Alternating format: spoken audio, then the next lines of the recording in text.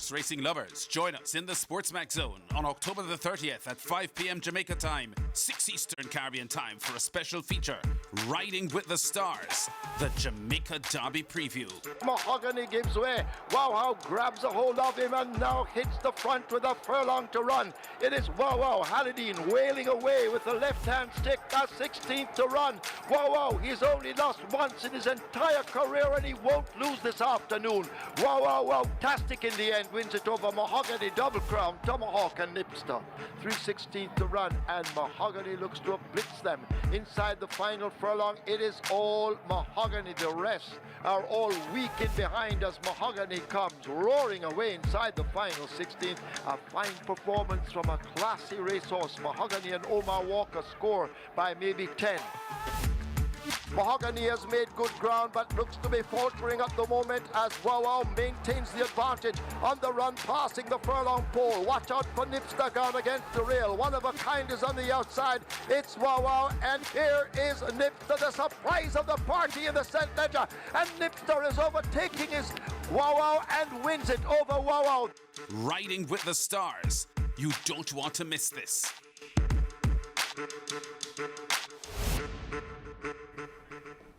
Oh, yes. I say it all the time. The greatest sport in the world is horse racing. Second is cricket. Show jumping.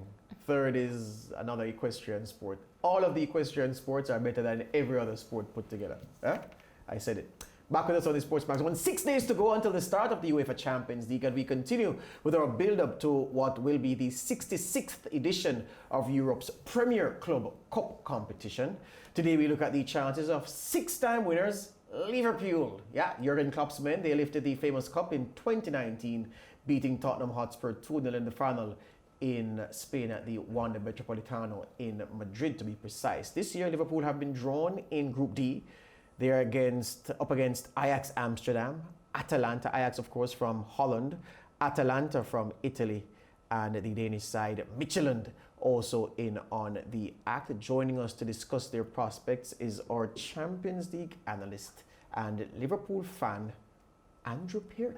Andrew, are you there? I didn't know he was a Liverpool fan. What's up, George? He's a massive Liverpool fan. Good afternoon to you and the panelists and the viewers. Andrew, my panel is saying, well, not my panel, that wouldn't be fair because Whitaker knows this. Mariah is saying she didn't know that you are a Liverpool fan. I'm disappointed, Andrew. No, Mariah, I'm disappointed in you for not recognizing the true Reds. Can I ask a quick question though, Andrew, before we go on? No, sir, Lance. I can't? I just simply wanted to know if you were always a Liverpool fan. No, sir, Lance. You just managed to find the right love at the right time. What does that even mean, Andrew? You can't say that and get away. One day off air, we'll discuss that, Mariah. Lance knows what he's talking about. I don't like hiding things from the viewers, but all right. So I'm sure the viewers some info about Liverpool's chances this year. So if we go by the principle, Andrew, don't leave me, Mr. Director. If we go by the principle, Andrew, that real recognizes real, then we have to do some work on Mariah's authenticity. What does that mean? Mariah, don't worry about it. No, what does that mean? Are you talking about my team? No, my dear. No, my friend. We'll talk about it. No, y'all can't be making jokes about me on air, and I don't understand the joke. No, man. Just be civil, no? Sure. Andrew, let's talk about Liverpool before it gets testy on the set, right? Talk to me about their chances, given the weapons that Klopp has added to his army that won this competition a year ago, the same army that won the Premier League title last season. When you put all of that together, how is it all looking for an assault on the Champions League this season? All right, for one, George and panel, the Champions League is not won in August or September. No, it starts in October. But what Liverpool has done is improve their chances of when they reach that knockout round, they can have the army team that's good enough to compete against Europe's best teams. The addition of Champions League winner Thiago Alcantara, Diogo Jota, those two have been welcome additions for Liverpool because you look, that adds to the squad depth. Liverpool's midfield now is pretty much the best in the world, and with Diogo Jota, I would say those two players or those two additions have been welcome for Liverpool. What we have seen this season so far in the Premier League is Liverpool being more aggressive offensively with the offensive players when they don't have the ball. And that forces the defensive line to come up the field a little bit more. Leeds United and Aston Villa more infamously exploited that high line.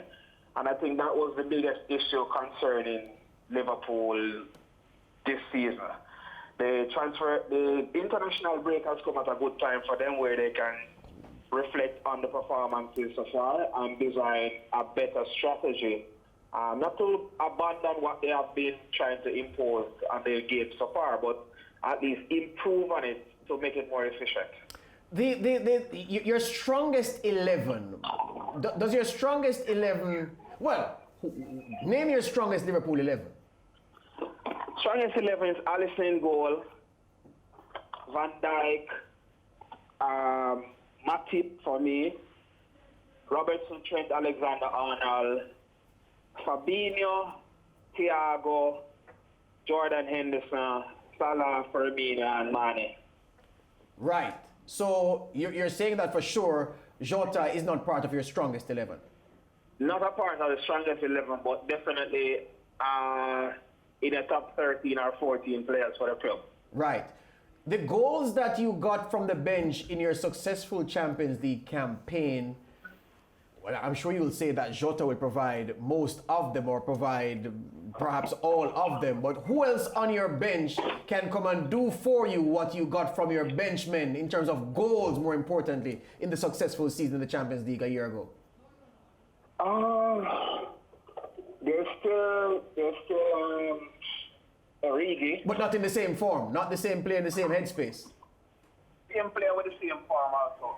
But I think what can happen is with the midfield additions, if you can create more chances, then come in a lot of the times if you close down the wing backs and also the front three players. Andrew, I'm going to move and look at the group now, right? So Liverpool, of course, their first Champions League match, October 21st, they're playing Ajax. How do you see them matching up against Ajax? Could you repeat that for me, Maria? Sorry. How do you see Liverpool matching up versus Ajax on October 21st? Well, I think with the teams that are in the group, Ajax, Atalanta, Midtjylland, is that those teams all try to play football. So Liverpool are superior to them, but I think it's been good competition for Liverpool to test how solid their defense is because those teams try to score. You know, it's Atalanta, there are 3 Serie A games and score 4 goals in each game. Yeah. Ajax are an attacking team, and the same thing with the Danish champions. Definitely. But based on how you see Liverpool playing this season in Premier League, what would you tell them to brush upon before they get ready for this Champions League if they want to win it again? The defense, for sure. Yeah. The defense. Mm-hmm. And Atalanta, do you see them coming as a stronger force? Because it's their second time in the Champions League. Last season, of course, they made it to the quarterfinals. How do you see them performing in this group? Well, for Atalanta, they would be the second strongest in this group. Ajax are pretty much a young team. FC Midtjylland, this is their first time in the Champions League group stage. So with the experience Atalanta gained from last season and the run they made and the type of football they're playing, you can expect them to finish second because they're going to score a lot of goals. And we saw them in the PSG game employ their man-marking tactics for 90 minutes over the whole field. So it's just a matter of them having enough energy to see out certain games. But the attacking force that they possess, we figure that they can see out both Ajax and Midtjylland in the group stage. Andrew, Liverpool have contested 2 of the last UEFA Champions League finals. And in 2019, Tottenham were their opponents. Before 2018, when they were beaten finalists, no English team since Chelsea in 2012 had gotten to the final. Now, with a flurry of English teams in the shake-up in recent years, is this a sign that the English teams are more potent now than they would have been, 4 or 5 years ago? I wouldn't say so. I would say the Champions League kind of runs on cycles. One year you'll see German teams doing well, English teams another year, Spanish teams another year. So I don't think that the English team are any more attacking or potent than they were 2 years ago or going back a couple of years. I just figure it's very open, and the true test of the Champions League comes around March, April, that time. Just before you go, Andrew, one of the gentlemen who will be working with us on Champions League analysis this season, Tennis de Glasgow out of St. Lucia, has put through a question to you. He says, Liverpool's midfield, the best in the world, they let Thiago go. So if Liverpool's midfield is the best in the world, what does that make Bayern Munich's midfield? I put that question to you.